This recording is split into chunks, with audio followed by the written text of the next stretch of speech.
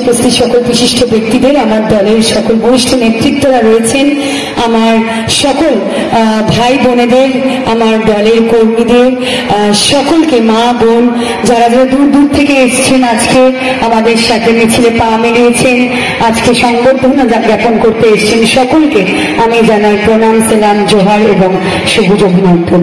আমি বেশি কথা বলবো না, অনেক বেলা হয়ে গেছে।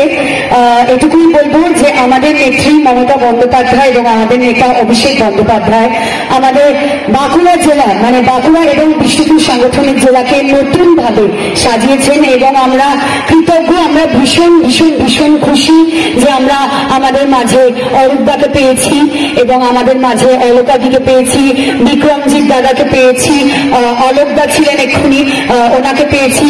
আমরা সভাধিপতি হিসেবে অনুষ্ঠিত দিদিকে পেয়েছি, সহসভাপতি হিসেবে আমরা পরিতোষ দাদাকে পেয়েছি এবং সকল নেতৃত্ব, আমার ব্লকের সকল নেতৃত্বরা রয়েছে এখানে।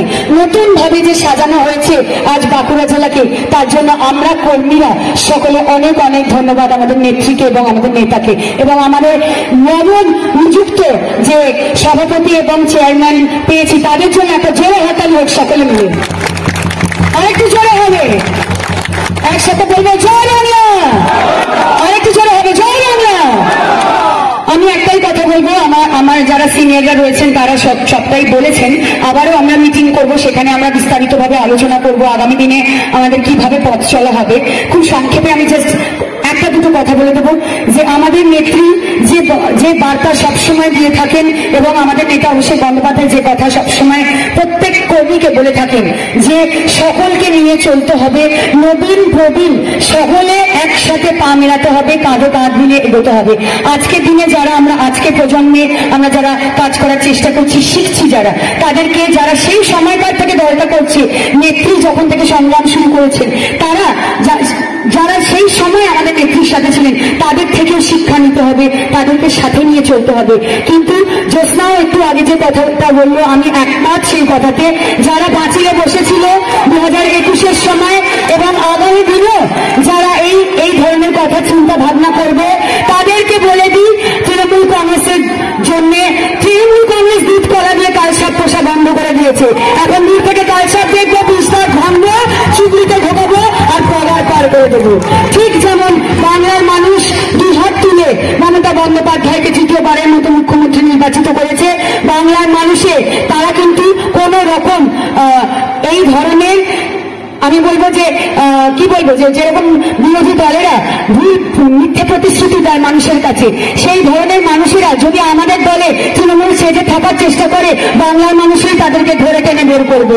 সেই জন্য আমি বলবো আমাদের কর্মীদের ঐক্যবদ্ধ থাকতে হবে এবং আমাদের দাদা অরূপদা যে কথা বললেন, সবাইকে নিয়ে চলতে হবে, কর্মীদের সম্মান করতে হবে।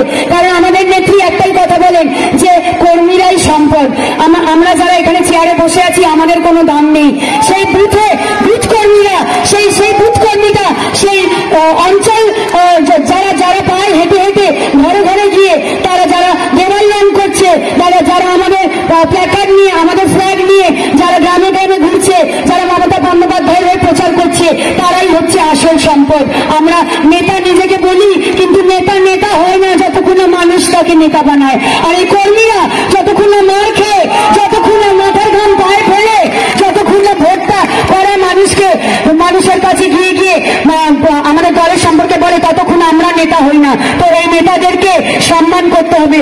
সকলের সাথে মনোমালিন্য হতেই পারে, একটা পরিবারে থাকলে আমাদের মা বাবার সাথে ঝগড়া হয়, অশান্তি হয়, আমাদের মান অভিমান হয়, কিন্তু তা বলে কি আমরা পাশের বাড়ির কাকুর কাছে গিয়ে বাবা বলে ডাকি না? তো তাহলে আমরা